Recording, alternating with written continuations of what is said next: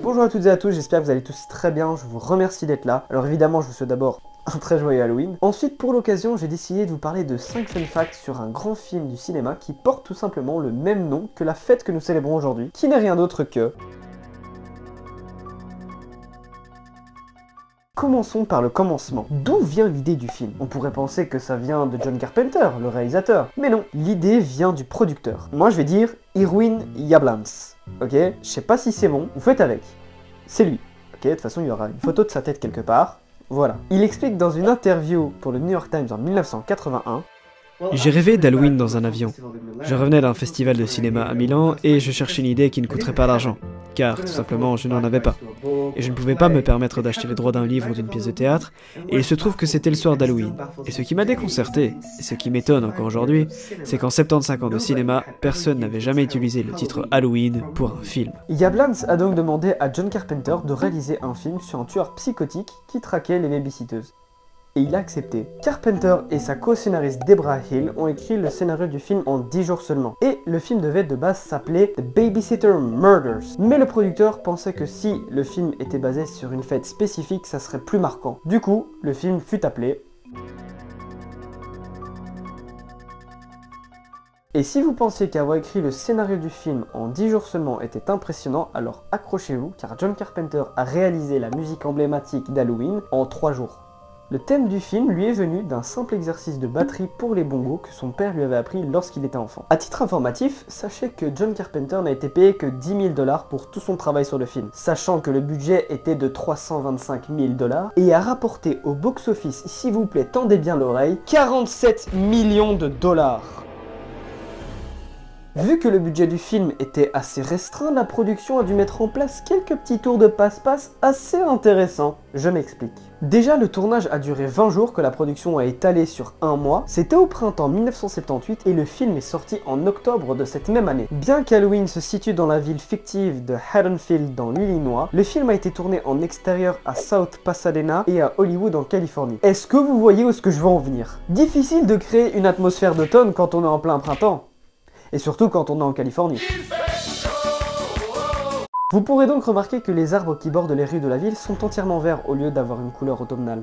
Voilà. Et de base, John Carpenter voulait modifier les arbres, mais les restrictions budgétaires en ont décidé autrement. Donc afin de créer une sorte d'ambiance automnale, le chef décorateur Tommy Lee Wallace a peint des fausses feuilles d'automne. Il en avait par dizaines de sacs remplis. Dès qu'il fallait quitter un endroit pour aller tourner ailleurs, il ramassait toutes ces feuilles qui seront réutilisées plus tard pour d'autres scènes. Et pourtant Carpenter voulait que Halloween ait l'air beaucoup plus cher que son budget ne le permettait. Il a donc parié sur une scène d'ouverture très ambitieuse qui était en fait un plan séquence avec un Panaglide, une version précoce du Steadicam. Cette technique permettait aux spectateurs de voir le monde à travers les yeux de Michael Myers avant qu'il finisse par mettre son masque sur sa tête et qu'il décide de...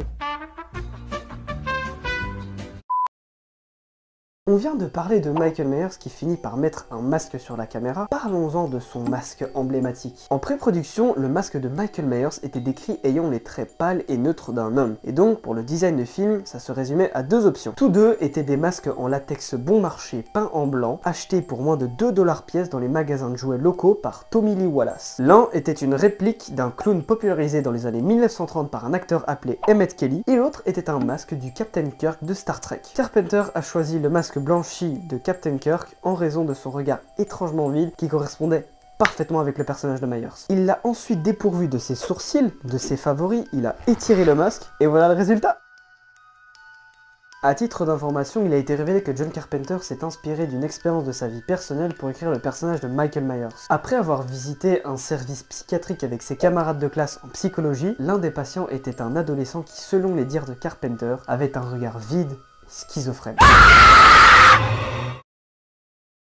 Nous avons parlé de l'origine du masque de Michael Myers, maintenant parlons peut-être de l'acteur qui se cache sous le masque. Ou devrais-je dire les acteurs, car effectivement, Michael Myers a été joué par 3 acteurs différents. D'abord, nous avons Will, il interprète Michael Myers enfant. Il n'avait que 9 ans lorsqu'il eut le rôle du psychopathe. Ensuite, nous avons Nick, l'acteur qui a principalement joué Michael Myers, c'était un ami de John Carpenter de l'école de cinéma. Il n'a été payé que 25 $ par jour. Pour finir, lorsque Michael Myers est démasqué à la fin du film, il est joué par Tony, qui a été payé que 250 $ pour une journée, ce qui n'est pas trop mal, et il n'apparaît que dans un seul plan.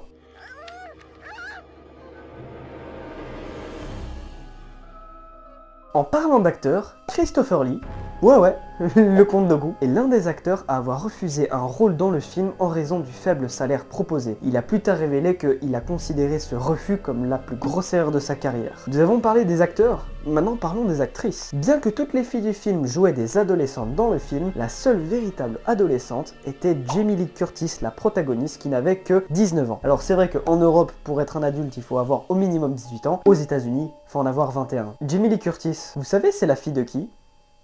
Bah de elle, voilà. Vous la reconnaissez pas? Attendez, extrait. Exactement, elle a joué dans le film Psychose d'Alfred Hitchcock et c'est pour ça que John Carpenter considérait sa participation au film comme un hommage à Hitchcock. Tout à l'heure, je vous ai parlé du plan séquence où l'on voyait le monde à travers les yeux de Michael Myers. Et bien, sachez que cette scène d'ouverture a en fait été le dernier plan à être filmé. Et avant ce dernier jour de production, la maison des Myers était réellement abandonnée. En effet, les scènes dans le film où l'on voit la maison des Myers totalement délabrée est en fait l'état dans lequel l'équipe a trouvé la maison. Et ce n'est que lors du dernier plan, du dernier jour de production que toute l'équipe s'est réunie afin de repeindre la maison, l'habiller avec des meubles pour lui donner un aspect habité. Ils se sont démenés pour la rendre impeccable, ce qui a donné lieu à une transformation radicale. Les fans d'Halloween qui chercheraient la maison des Myers dans son emplacement d'origine n'ont malheureusement pas de chance car en 1987, elle a été vouée à la démolition. Elle a donc été déplacée de cette adresse à cette adresse. Et elle n'est pas prête de disparaître car elle a été classée monument historique de la ville de South Pasadena. Non seulement en raison de son histoire cinématographique, mais aussi parce que la maison elle-même date de 1888 et est considérée comme la plus ancienne structure résidentielle de la ville. Et maintenant, pour conclure la vidéo, je vais un peu flex car en 2019, je suis parti en Californie et j'ai vu la maison.